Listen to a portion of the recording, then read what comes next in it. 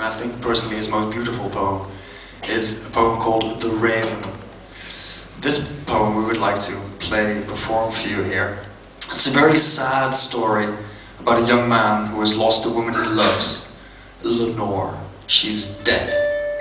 She died, got taken by angels up to heaven. At least that's what he thinks. And he's all broken up about that, as you can well imagine. His heart is bleeding, and he's reading poetry and stuff to get it out of his head, whatever. And as he's sitting on a very dark 19th century night in his home, and a storm is blowing outside, he hears tapping at his door, and then he hears tapping at his window.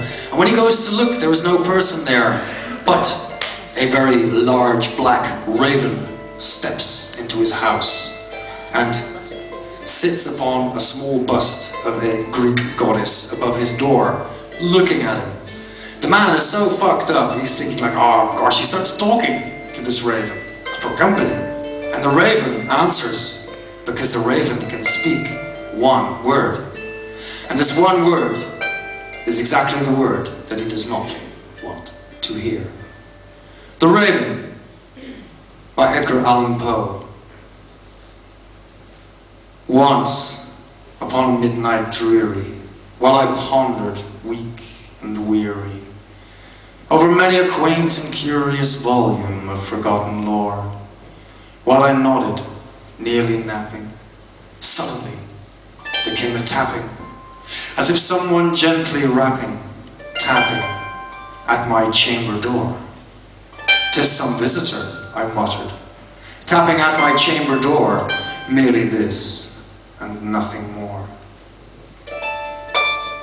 Distinctly I remember it was in a bleak December, and each separate dying ember wrought its ghost upon the floor.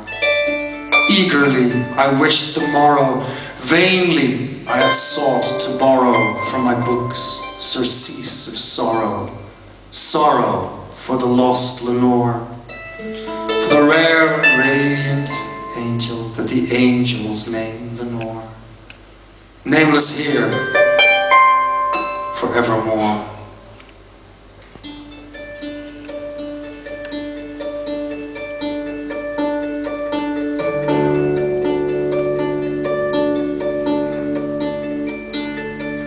The silken, sad, uncertain rustling of each purple curtain thrilled me, filled me with fantastic terrors never felt before.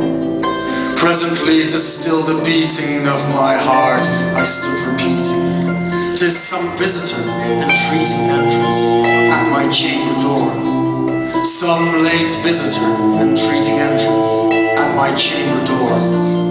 Merely this, and nothing more."